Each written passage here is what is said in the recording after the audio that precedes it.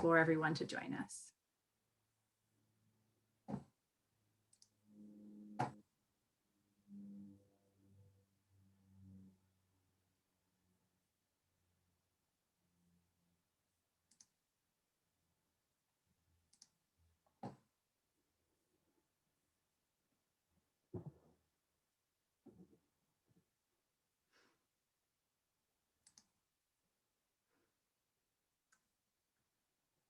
Hello, everybody.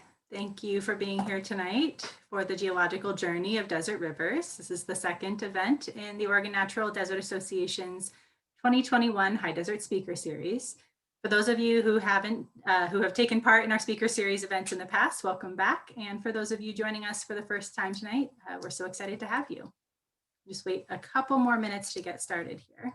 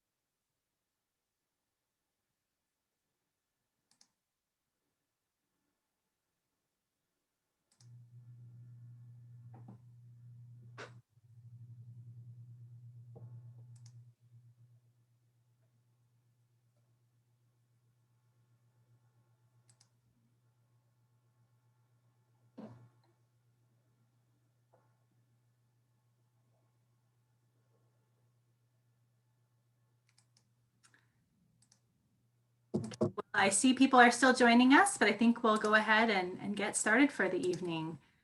Good evening, hello and welcome. My name is Jenna Goodman Campbell. I'm ONDA's Stewardship Program Director.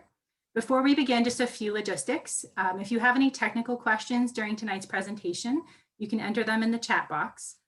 Enter questions for tonight's speaker in the Q&A box, which is located next to the chat box at the bottom of your Zoom screen.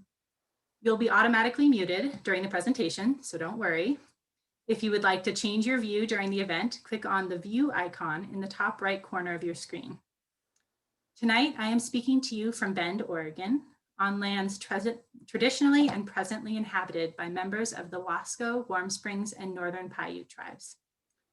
ONDA's conservation work takes place on the traditional lands of the Northern Paiute, Wasco, Warm Springs, Bannock, and Shoshone tribes, and on lands currently managed by the Burns Paiute and the Confederated Tribes of Warm Springs.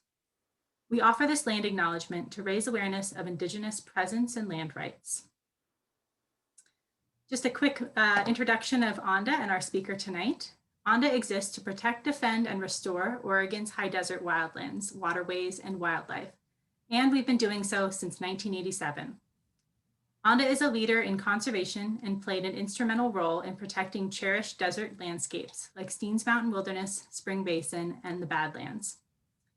With a community over 10,000 strong, ONDA defends public lands from threats, partners with public and private land managers to preserve natural values, encourages the exploration of wild places, and restores lands and waters to give desert creatures places in which to thrive.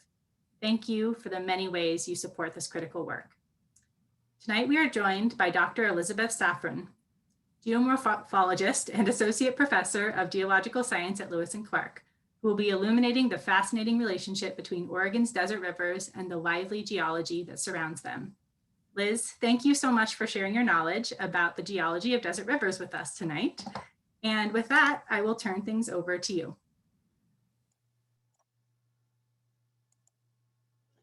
Thank you so much, Jenna. And I'm so happy to be here with all of you today. And I'm just going to jump right in since our time together is limited. ONDA gave me this very dignified talk title, Geological Journey of Oregon's Desert Rivers. I like to think of this as lava and landslides and floods, oh my. And we're going to explore that in tonight's talk, which is going to be part geology lesson. I'm going to talk a little bit about what characterizes the geology of Eastern Oregon, which is the field area for research that I have conducted along with an esteemed research team. And we're going to spend a little time talking about that research and discussing what kinds of questions we're asking, what motivates those questions, and how we go out into the landscape to collect data in order to address those questions. And this talk will also be part landscape tourism because, after all, who's not here at least partly for the eye candy? I'm going to be stealing liberally from the photos of my colleague Kyle House, who has taken literally thousands of high quality images of this landscape. So hats off to Kyle, whether he's here or not. All right, let's begin at the beginning. You may recall from your 9th grade earth science class that Earth has 3 primary layers: the crust, the mantle, and the creamy nougat center. Oh, geology cartoons, you have to love them. All right, not quite, right? The crust, the mantle, and the core. And the crust and the topmost part of the mantle together form a brittle shell around Earth called the lithosphere. But the lithosphere is not whole like the rind of an orange. It's broken into pieces, which we call tectonic plates. And these plates actually move around relative to one another. They can interact in 3 different ways at their edges.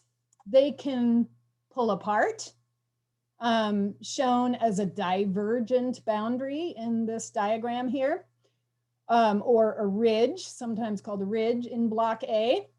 They can come together, in which case one plate usually dives down beneath another in what's called a subduction zone, shown in block B, or they can slide past one another in the plane of Earth's surface, which is called a transform boundary, shown in block C.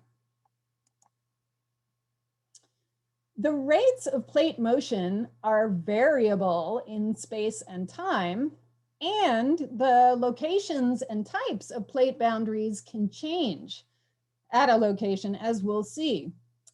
The net result of this is that the position and the size of continents can also change over time. So here's a little illustration of how the world looked different in the past.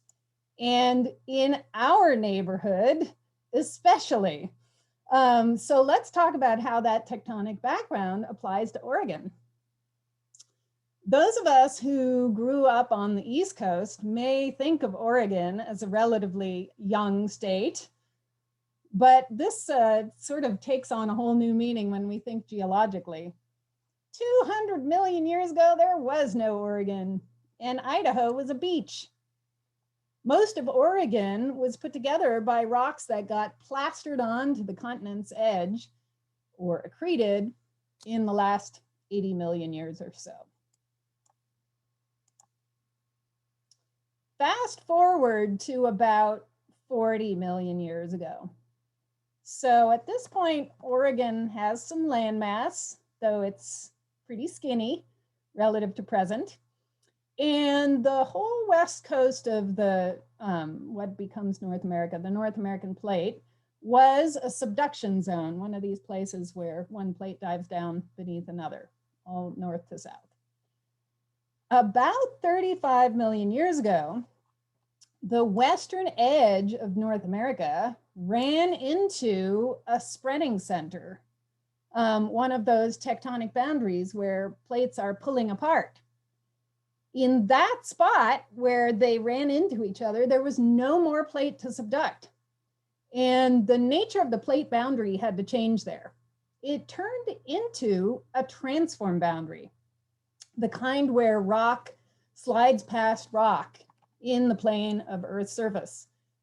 The transform grew northward, becoming what we now call the San Andreas Fault. And to compensate for that, a bunch of landmass in the west had to deform itself and sort of accordion outward.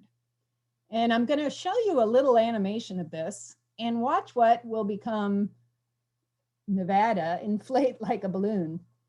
All the sort of orangey areas in this animation are places that underwent a great deal of stretching, including Eastern Oregon.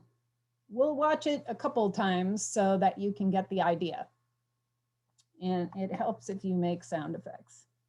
So let's watch it once. Ready? Oh, shoot. Come back. Go. All right. Collision, transformation, accordioning. That was too fast. Let's see it again. Crash. Rip. All right, one more time. Ready? Impact. Conversion to a transform boundary. Accordioning outward and rotation of land masses on the western part of the North American plate. Got the idea there? Pretty crazy things happened here. Okay, so the thing is, rock is generally not stretchy.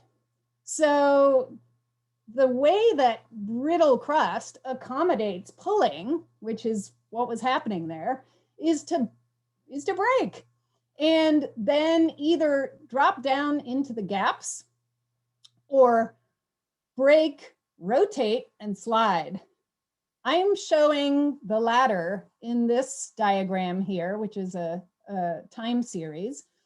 And what you're seeing are blocks of crust that are breaking and toppling over and sliding off each other's backs, toppling over sideways and sliding off each other's backs. The tilted edges of the toppled blocks make mountain ranges.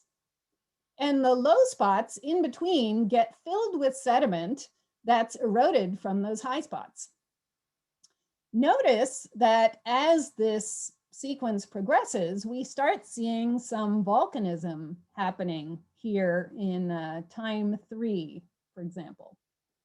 And a place where you really see this kind of accordioning and mountain ranges with sedimentary basins in between that's maybe familiar to some of you is the Basin and Range province that in the Western US that extends all the way into Southern Oregon. Now, what are the consequences of this process for the landscape? Well, the thinning and the breaking of the crust leads to a high heat flow, which produces lava flows. And these lava flows emerge at the surface and spread out and cover in places those sediments that are being caught in the low spots between the rock blocks. Although we can generate steep slopes locally, overall, this landscape has a relatively low regional gradient. And this is important for our story.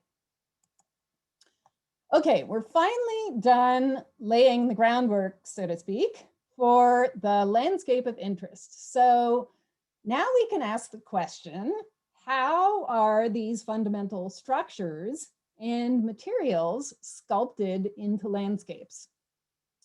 This defines the field of geomorphology, which is my specialty in geology. Geomorphology is about the forces of destruction. And the major agents, geomorphic agents, I like to call the 4 horsemen of the apocalypse, are ice, gravity, wind, and water. Of these agents of erosion, water is, globally speaking, the most important, although, of course, gravity ultimately plays a role in all of them. Mountains, which occupy a small fraction of Earth's surface, globally speaking, nonetheless, are the dominant source of sources of sediment that ends up in the main sink for those sediments, which is the ocean, delivered by rivers, the main conveyance system. And to erode mountains, rivers have to bite down through bedrock, as illustrated well in this picture here. This has led to a great deal of interest in the processes of river down cutting or incision, a process which is driven by potential energy gradients, which is what makes water flow downhill. The quest stops when the rivers reach sea level and that potential energy gradient disappears. Many geomorphologists, including myself, are interested in how rivers do their job of buzzing down through the landscape and how those patterns of downcutting drive the evolution of landscapes. Most geomorphologists have thought of the rivers as kind of leading the way, leading landscape evolution, and essentially dragging the hill slopes after them by steepening them and causing them to fall apart eventually, discharging sediment into the rivers, which then gets flushed away. So it's very much a kind of river-centric view. And yet, sometimes the hill slopes fight back. By that, I mean that sometimes there are infrequent high magnitude events that invade and disrupt channels, even blocking them entirely for a time. And examples of such things include lava flows or giant landslides. Here's an example showing the legacy of a former landslide dam. This is Cascade Rapids before it was drowned in the pool of the Bonneville Dam. The rapid was formed by giant boulders left over from a landslide dam that blocked the Columbia River entirely over 500 years ago. And the rapids were a key obstacle on the last leg of the journey that the pioneers made on their way to settle the Willamette Valley, by the way. So a sort of geologic legacy which also had all sorts of historical ramifications. So let's consider what the potential impacts of lava flows and landslides might be. On the one hand, these processes add extra material into rivers that needs to be cut through or else can't easily be moved by regular old flows. This is an example of a huge boulder at Boxcar Rapids on the Deschutes River, plopped there by a landslide. And no meteorologic flow is going to budge that thing. In fact, a major incursion might block the river altogether, as we've just seen, and turn off down cutting or incision for a while. Because after all, upstream from a blockage, you have, instead of a river, a temporary lake. If that happens, and if the dam sticks around for a while, sediment might accumulate in that lake. And this would basically add to the river's work after the fact, right? Extend the hangover of this bad experience by giving the river even more work to do, not just dismantling the dam, but getting rid of all that sediment that accumulated, potentially. But on the other hand, sometimes natural dams break catastrophically, and these can create huge floods, much bigger than you can create through meteorologic means. The most extreme example with which many of you are probably familiar is that of the Missoula floods, which were caused by repeated catastrophic failures of ice dams across the Clark Fork River in Montana some 20,000 years ago. Lava can also dam rivers and can sometimes fail catastrophically. There are some examples of this in the Grand Canyon and also in Turkey.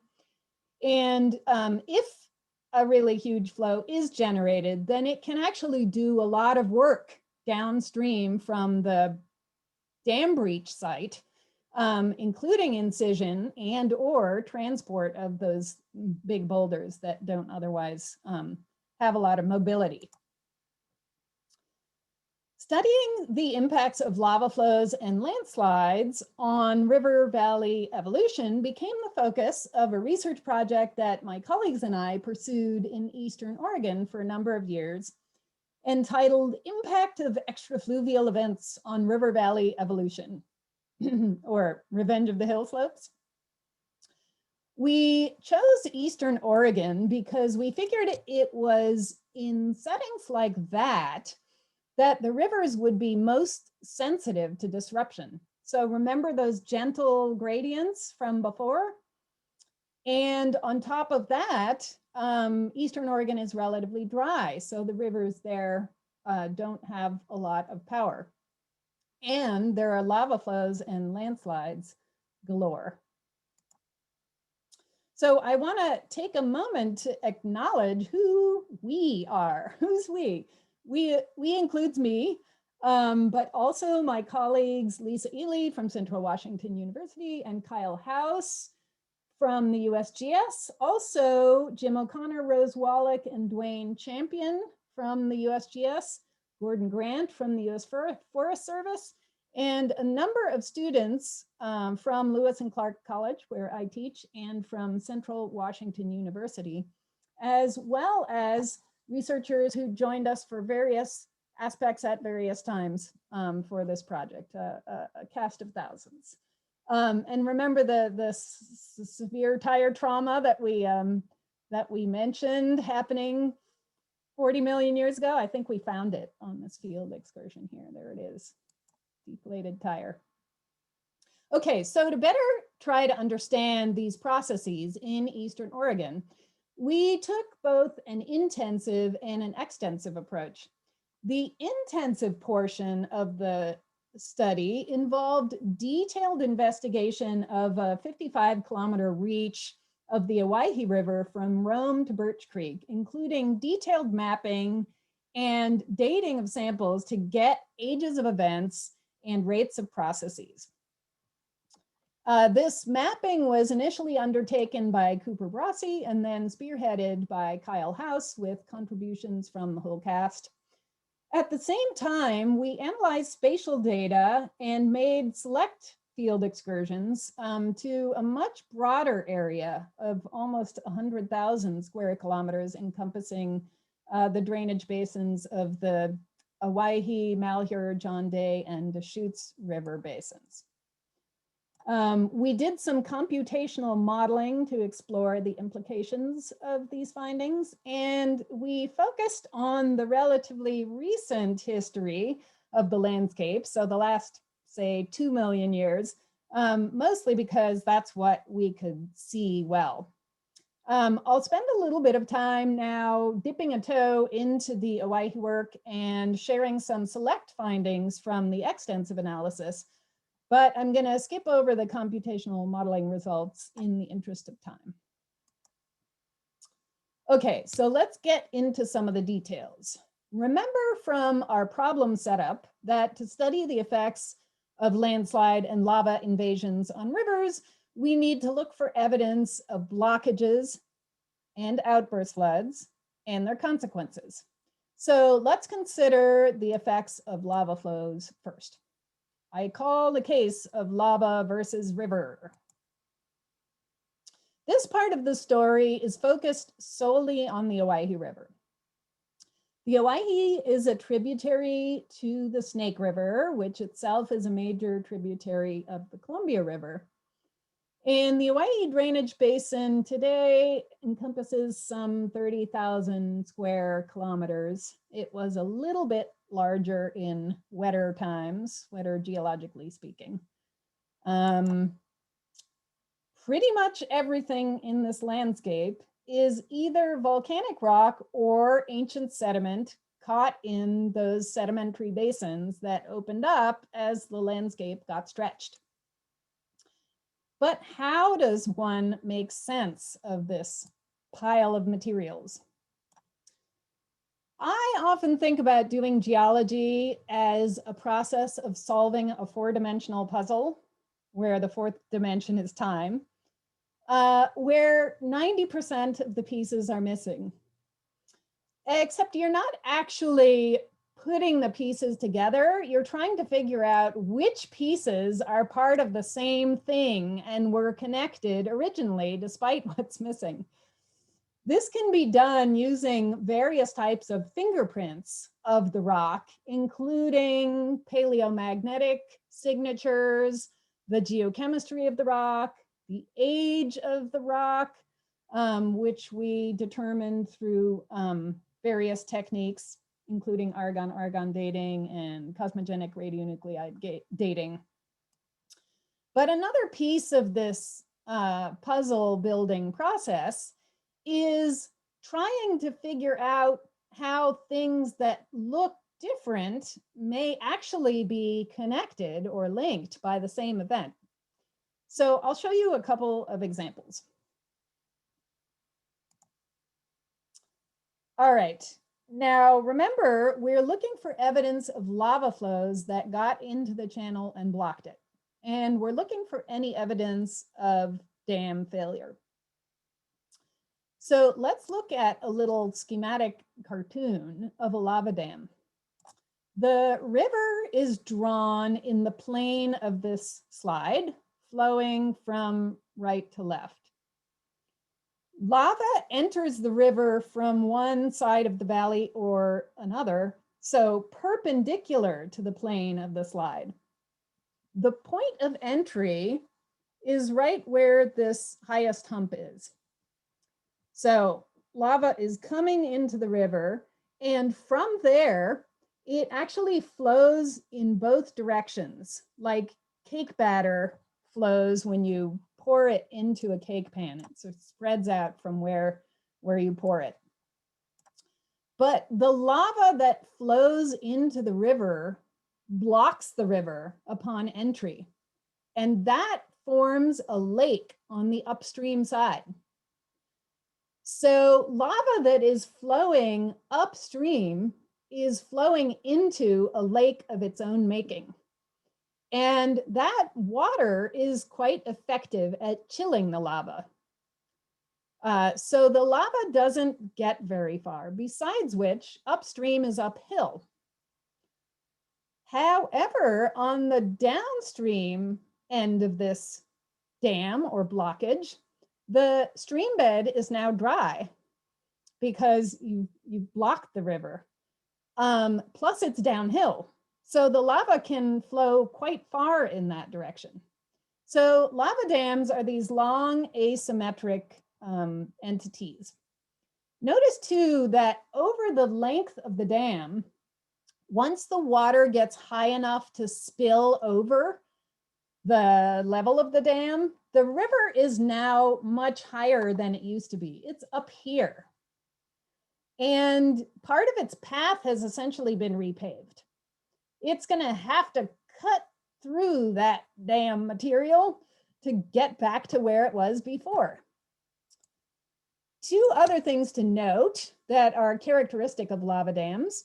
There's a special feature on the upstream side called pillows, which are sort of outcrop scale features that indicate interaction between the lava and the water.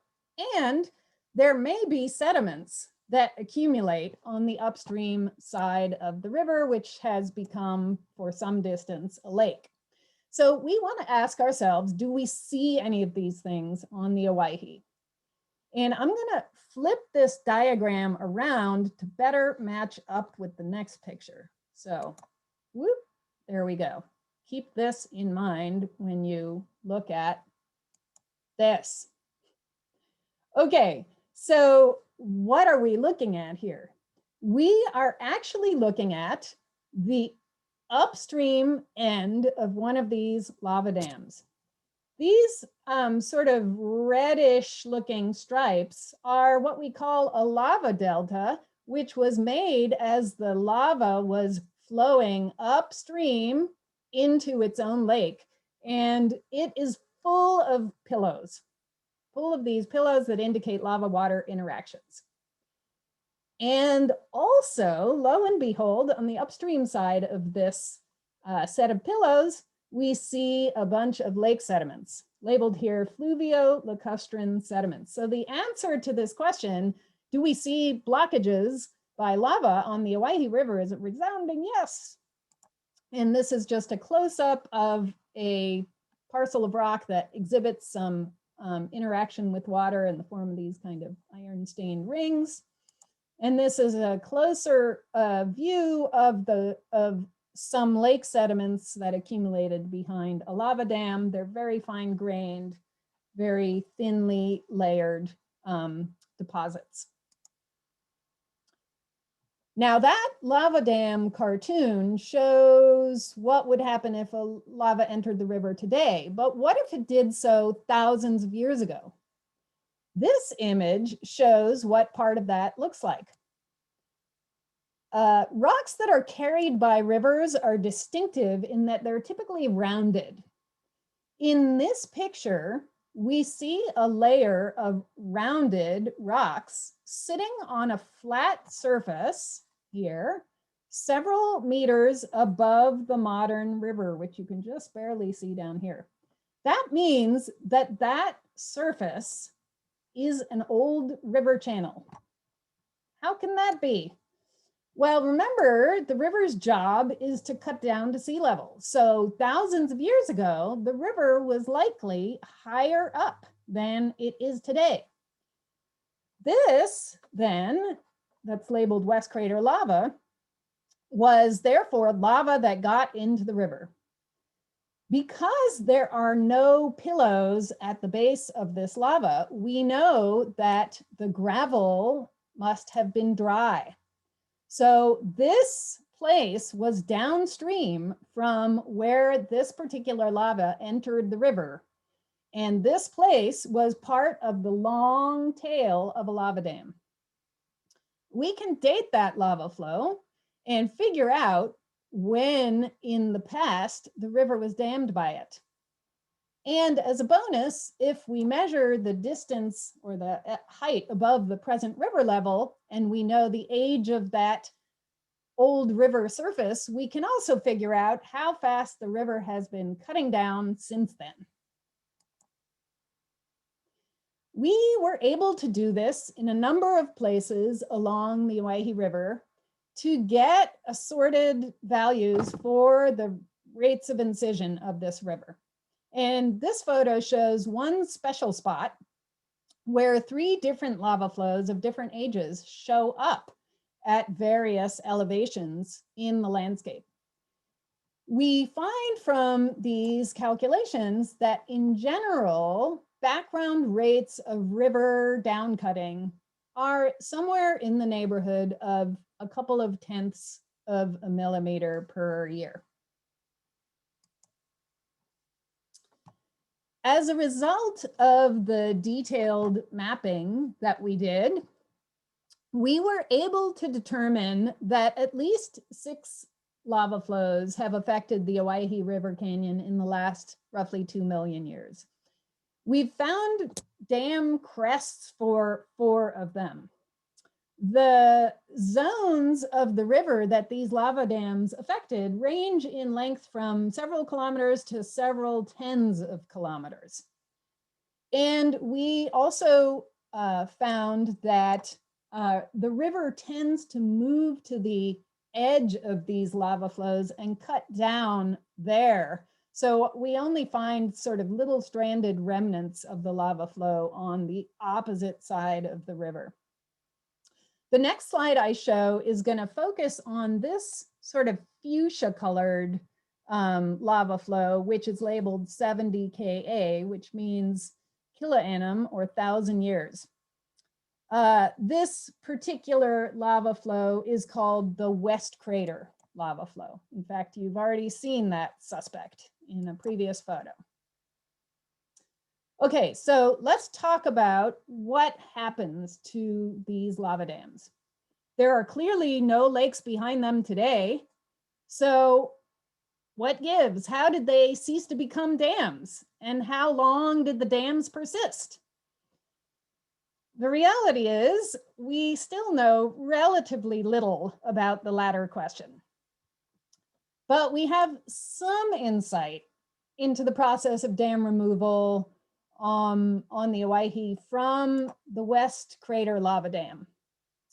So the West Crater lava flow came down this tributary and entered the main stem of the Owyhee River right around here. The Owyhee River used to flow right here. The lava flow, when it got into the river, flowed a little ways upstream this way and a long ways downstream for some tens of kilometers. And lake deposits containing a datable volcanic ash are found right here upstream of that blockage. About 5 kilometers or so downstream of the main crest of the dam is a landform called Dogleg Bar, from which we were able to get some information about the river's level at various times in the past.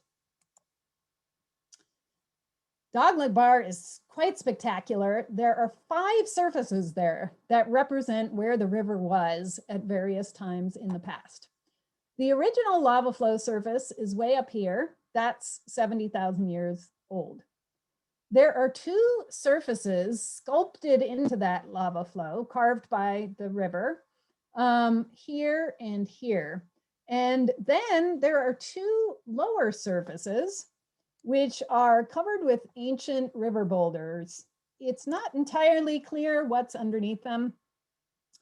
And then lastly, there's an area below that, which is still elevated, still flat-ish surface, but it does occasionally get inundated by the modern river from time to time. We were able to date each of those surfaces and thereby learn how quickly the river chopped through this particular spot on the lava dam. Here are top-down and cross-section views of the that show how much elevation the river sawed through between these dated surfaces.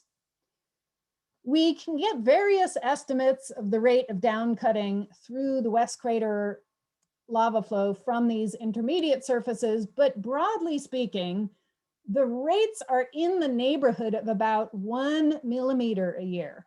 You know, roughly speaking, about 45 meters in about 45,000 years. Notice that that rate is a lot higher than the long-term background rate of downcutting, which I said earlier was somewhere in the neighborhood of 1/10 or a couple tenths of a millimeter per year. So that's an interesting clue. The river is cutting relatively efficiently down through this pile of lava. But how long does it take to actually do that in this particular spot? Well, the lake sediments that are upstream from here that were deposited in the lake caused by the lava dam are at least 50 years young. They're, 50 years, 50,000 years, 50,000 years and younger. That means that the lava dam still had to have been in place, not yet destroyed 50,000 years ago, because lake sediments were still accumulating behind it at that time. Well, we know that the rocks of the lava dam are 70,000 years old, right? So that means that the lava dam persisted for at least 20,000 years before it was breached at the blockage site. Whew, 20,000 years. That's kind of a long time to hang around. So the overall summary, if we, in the case of lava versus river, is that lava flows do dam the river. And we don't see any evidence that on this river they failed catastrophically. So the net effect of lava flows on the Owyhee is to inhibit incision.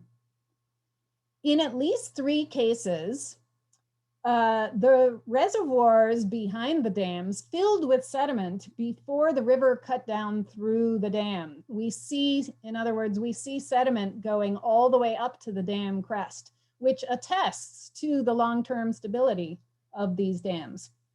And we know that the river is doing redundant work, you know, to the tune of a few meters to, you know, a few hundred meters of new lava it has to cut through over a horizontal footprint of, you know, in the neighborhood of a few kilometers to a few tens of kilometers.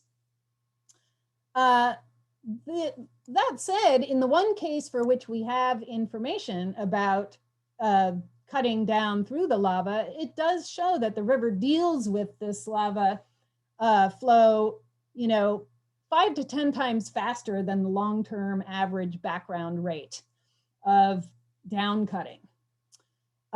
We see pillows all over the place, which speaks to ongoing interactions between lava and the river. And overall, over the course of these multiple lava flows that we've mapped, we see an evolution towards a narrower and more confined canyon with skinnier lava flows. But the story ain't over once the river gets back to its previous level after chewing its way through this insulting lava flow, because at that point, a new hazard is born: landslides. These long and lumpy slopes on both sides of the Owyhee River here are actually giant landslides. And they clearly involve the lava flows, which define these flat surfaces on the canyon rims. So now I'll touch a bit on the extensive portion of the research and examine landslides and their impacts on the rivers of Eastern Oregon. The first thing we wanted to understand was the regional prevalence of giant landslides, which my colleagues Gordon Grant, Jim O'Connor, and Robin Beebe had noted along the Deschutes River, in addition to the Owyhee River.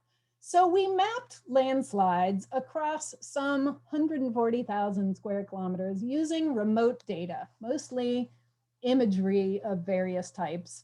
And we were able to field check a small fraction, some 15% of those mapped landslides. We mapped them relatively easily because landslides are often characterized by this very lumpy topography and these sort of scalloped headscarps, steep valley walls, and sometimes by the disruption of small rivers or springs or reedy areas. We mapped over 400 large landslides ranging between 0.1 square kilometers to about 40 square kilometers in size in central and eastern Oregon. And we found that almost 90% of them were concentrated in this northwest southeast trending band, about 50 to 100 kilometers wide. And we learned through doing some spatial analysis the recipe for a landslide. The recipe for a landslide is strong rocks on top of weak rocks with a little bit of, just a little bit of local relief. Boom, gives you a landslide. An example of the strong rocks would be a lava flow. Example of weak rocks, sediments. As you know, these conditions are met in many places because of the regional geologic history that we discussed at the beginning of the talk. Those conditions are much more important in localizing landslides than geologic structures like folds or faults. And regionally, the landslide sort of pattern pinches out. It pinches out to the north on the rivers like the Deschutes and the John Day because the strong rocks get too thick there. Any of you who've rafted the lower Deschutes will maybe call to mind those tall, tall cliffs of basalt. Those are just too strong to fail in these big gushy landslides. The landslides pinch out to the south because of a lack of relief. The river just hasn't cut down deeply enough there, except where local fault motion has exposed key contacts, like right here. This is right next to Summer Lake. That's a little tectonic block right there. So let's go back to our basic questions about landslides and lava flows.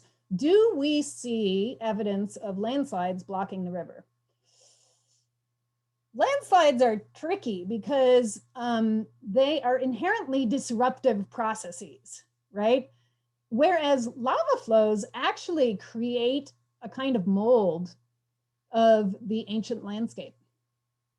Nonetheless, for some of these landslides, we do find evidence for blockage in the form of spots where we can tell the river is cutting through a landslide deposit because we can match rocks on either side of the river that belong to a landslide.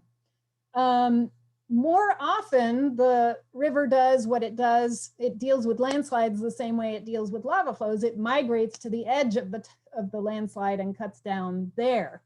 But we often see things like constrictive valleys, deflections in the river, like we see at the Bridge of the Gods, or big rapids. So we do see evidence of blockage, and unlike the case of lava dams, we do see evidence of outburst floods. The evidence takes the form of elevated surfaces that are capped with boulders, or basically flood-swept boulders. This is an example from the Deschutes River. This is actually White Horse Rapids right here. Some of you might be familiar with it. And downstream of it, there are a couple of elevated surfaces that are capped with boulders. This is a view of one of them, admittedly from a raft. And this is a closer up image where you can actually see some of these rounded boulders. So if there's evidence for blockage and there's evidence for outburst flooding, what's the net impact on the river? Well, it depends how stable or long-lived the landslide dams are. Longevity is really tough to assess. Stability might be something that we can get at a little bit more easily. Other researchers have assessed landslide dam stability based on some measure of dam size against how much water, some measure of how much water is available to break the dam. So they've developed various kinds of quantitative indices to distinguish between stable dams versus unstable dams. And they've calibrated those indices in mountainous environments where there are lots of existing landslide dammed lakes, places like New Zealand or the Apennines. So we were curious what those kinds of quantitative metrics might have to say about the landslide dams, all now breached, that we mapped in Oregon. This, by the way, is a woodcut image from 1548 depicting a landslide dam breach flood that happened in the Italian-speaking part of Switzerland in 1515, which was 2 years after the landslide occurred and blocked that river. All right, so what do these various metrics of stability have to say about our Oregon data? Well, number one, we plotted our landslide dam and lake features on plots that where the stability fields of landslide dams had been delineated in these other places. So here on the x-axis is drainage area, and on the y-axis is some measure of amount of dam material, right? So drainage area is a metric of how much water, and dam volume divided by dam height is a measure of how much dam stuff. And these solid lines are lines fitted to worldwide data. This area right here is where unstable dams from worldwide databases plot. And this area right here is where stable dams from worldwide data plot. And we plotted our Owyhee, not just Owyhee, Eastern Oregon dams on this same diagram. And here's what we found. The solid markers are places which we found were stable. And the open circles were places which we found were not stable. They had been breached, and there was evidence of an outburst flood.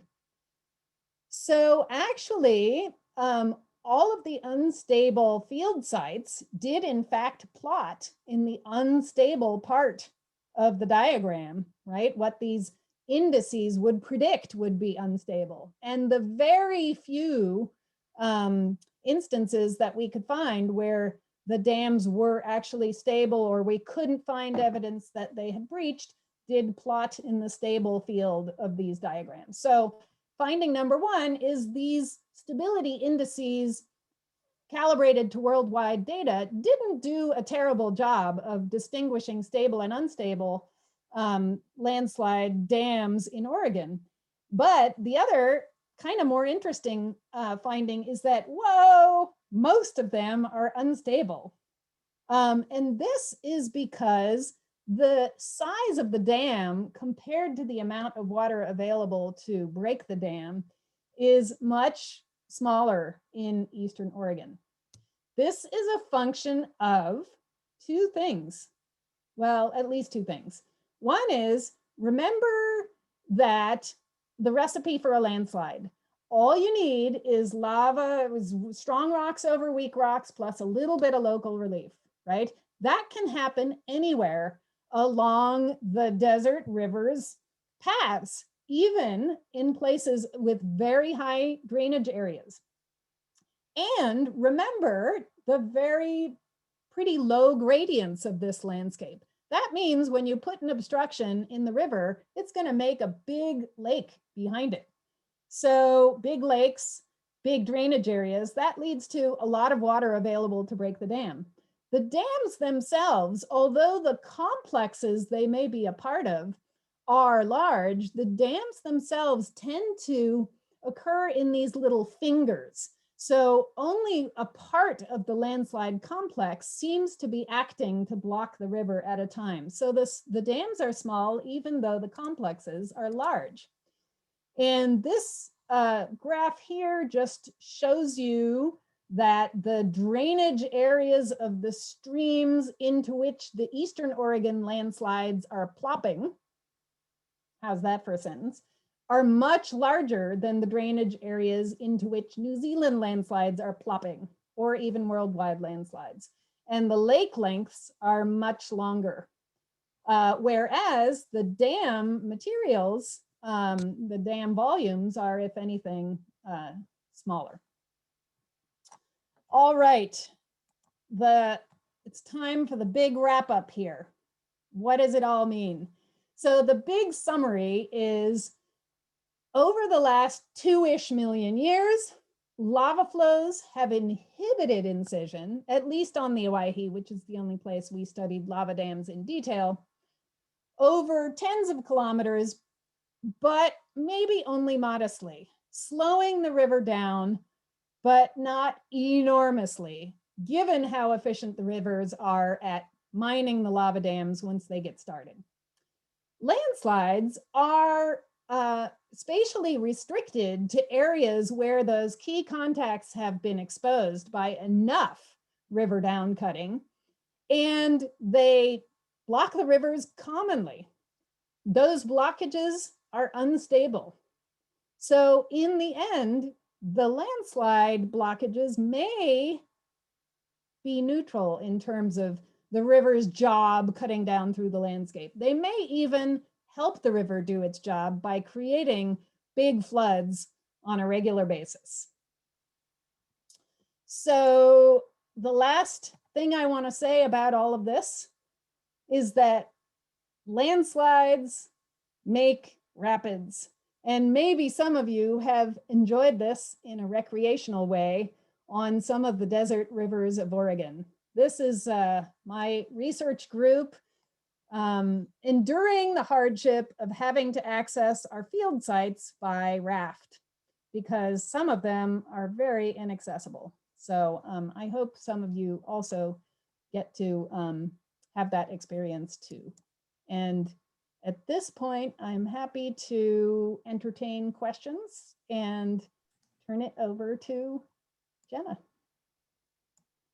Thank you so much, Liz. We do have some questions for you and that have been asked throughout the talk. And we also, the Q&A section is open.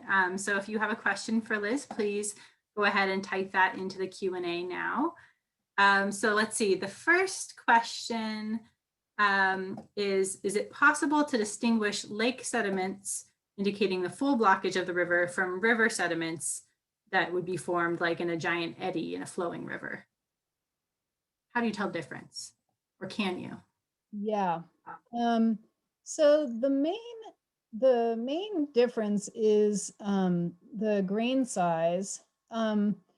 We find that the lake sediments, especially kind of in the deep part of the dam right behind the blockage, are very fine grained.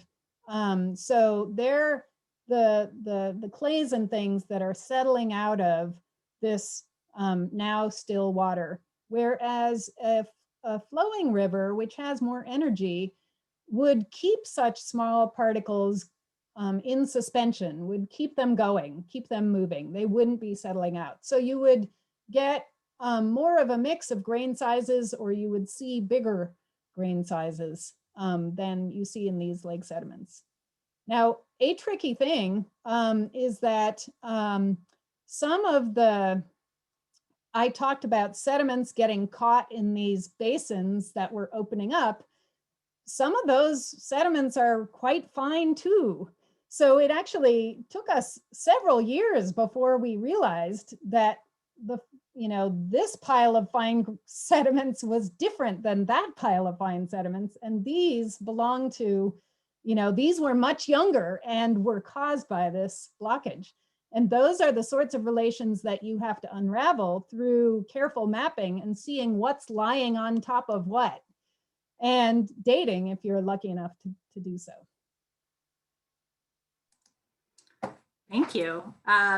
So the next question is, when you see buttes at the top of river canyons that slope down to the current river path, are we looking at old lava flows that came from those buttes? It could be. So butte is really a sort of morphologic term for, meaning it speaks to the form, but not the origin. So it usually, means some flat-topped feature with relatively steeply sloping sides. And often it's sort of held up by some relatively coherent bit of rock, and that could be a lava flow. In the case of the Owyhee, I'm pointing as if you can see, what I'm pointing to. It often is a lava flow, but elsewhere it could be, like a highly resistant, limestone or something like that, sitting on top of weaker rocks like shale. Thanks. So this one's more general. What is something that surprised you in your research? Well, what I just referred to was a huge surprise, which is, discovering that we were actually looking at the lake sediments that had accumulated behind this dam, and not 15 million-year-old lake sediments that had accumulated in these sort of tectonic basins. That was maybe my favorite day of several years of field work. Let's see. The other thing that I think is a striking part of the story here is that, and you may remember this from the image that I showed of landslide complexes on both sides of the Owyhee River. There's this kind of fascinating, like, the river is really bullied, by these processes.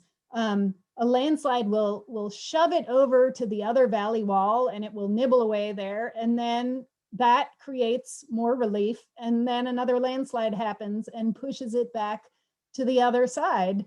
And that process continues. So we see areas where, there are clearly paired landslide complexes, some of which are somewhat younger, some of which, look like they could be fairly old. And the river is sort of being jockeyed back and forth. This goes on until the slopes sort of fail back to a low enough gradient that they're, stable for the time being.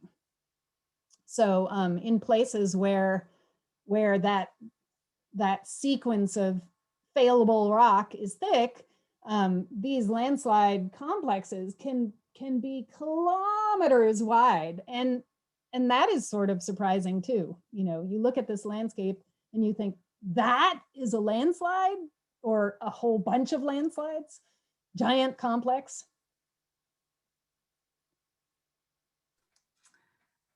So do you know what was the most recent river damming blockage that you found on the Owyhee?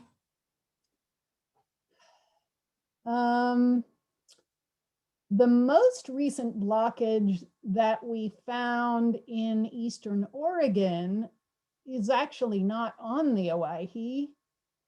It's in the John Day drainage basin, John Day River drainage basin. And it's the only historical one that I know of. It's Lake Magone,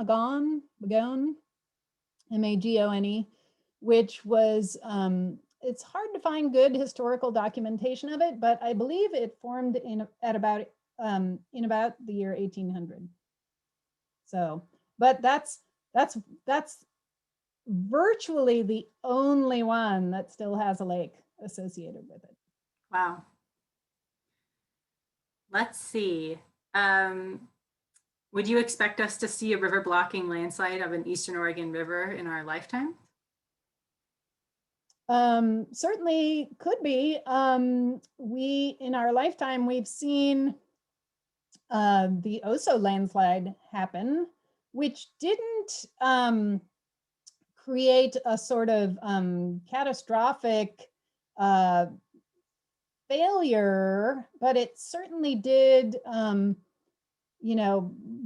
block the river. The river sort of,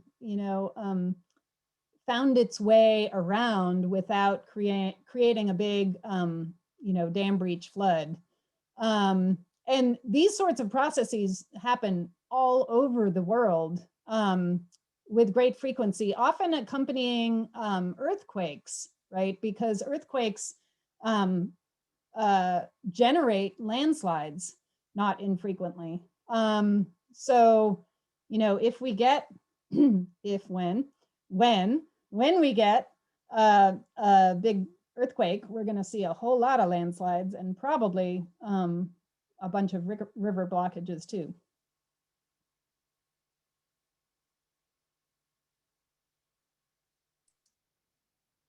Let's see, we've got so many great questions. I'm curious about all of them. I'm trying to spread it around to different rivers too. Let's see, is the White Horse Rapid along the Deschutes River? Let's see. Oh, that question is confusing me actually. Hmm. Okay, I'm going back to the Owyhee then. I'm curious, is Iron Point on the lower Owyhee, is that a lava flow that the river has cut its way around? It is uh, it is lava. It is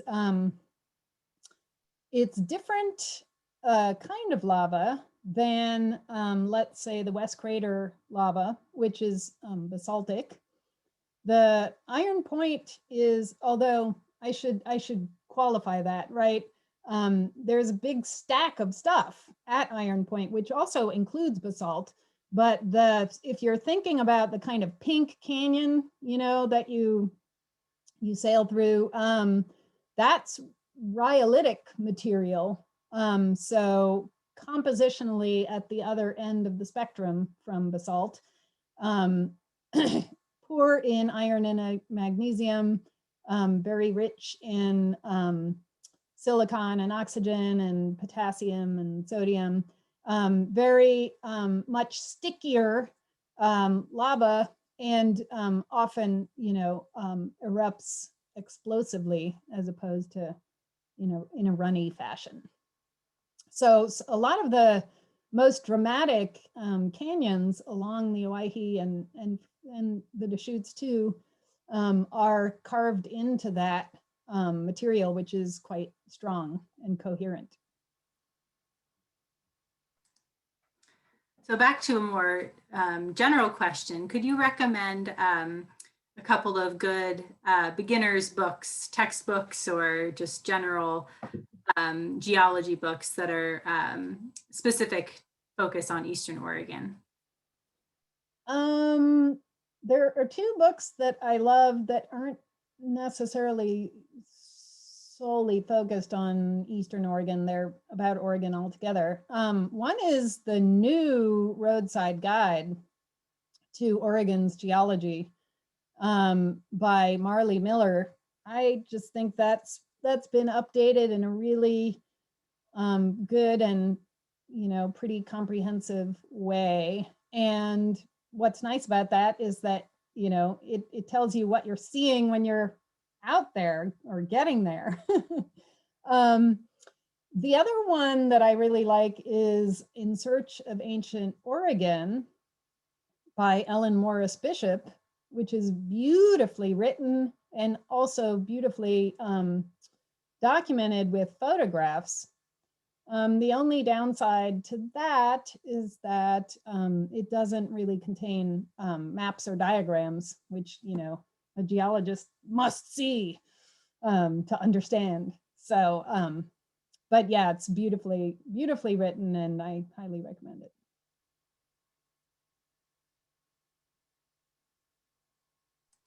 Well, it looks like we have just a couple of minutes left. I'm looking for a good short question. Well, I'll get back to my Whitehorse Rapid question. I think I was reading it wrong. In the Whitehorse Rapid along the Deschutes River, how long ago is it thought to have blown through that last landslide blockage? Or am I stumping you? No, it's just that I was just trying to refresh my memory about the age constraints on that and other blockages, and it's weak there. So the age constraints that we have on the Whitehorse Rapids are pretty poor, but they're somewhere like younger than a few 100,000 years ago, older than a few tens of thousands of years ago. Sorry, that's the best we can do. It's really hard to find good age control on these features, especially the landslide dams and the landslides themselves. That picture, the last picture that I showed with me with that very long tool, is one of the kind of few mechanisms that we have to try to get a handle on the age of landslides. And you can, it's really just digging a very small hole, small but deep hole, hoping to find volcanic ash. And the ideal situation, you know, the landslides, as I've mentioned several times, are lumpy. And sometimes the Well, not only are there lumps, but there are depressions. And if the depressions are closed, meaning they don't drain outward, they catch sediment, wind-blown sediment over time, including whatever volcanic ash happens to fly by. And if you're lucky, you can dig through the sediment that accumulates in these depressions. And if you're lucky, you'll encounter a volcanic ash. And that tells you, the best situation is if you find it close to the bottom of the pile of sediments, because that tells you that the landslide was already there forming this depression when that ash fell into the hole. But and the ash fell into the hole soon after the landslide formed because it's at the bottom of the pile of sediments.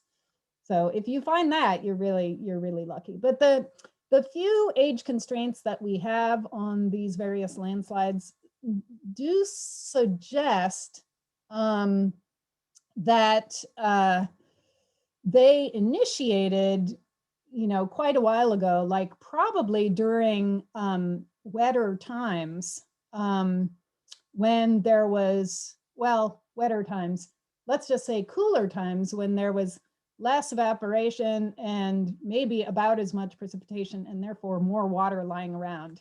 But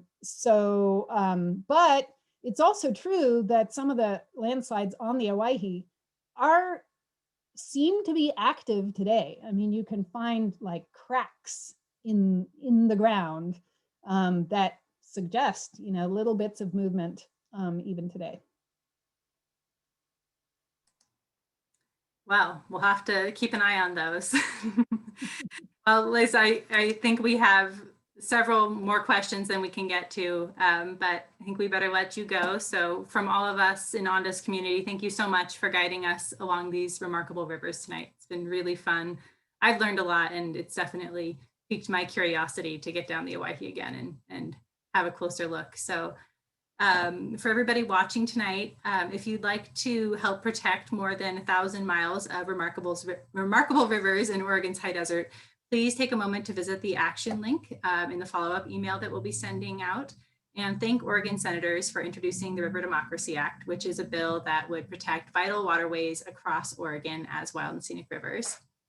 I would also like to recognize our 2021 High Desert Speaker Series sponsor, First Interstate Bank, as well as our event sponsor, Northwestern Home Loans. And special thanks to Back Porch Coffee Roasters, Dudley's Bookshop, Cafe, Patagonia Bend, and Mir for donating fantastic prizes for our giveaway. We will contact the giveaway winner at the end, after the event.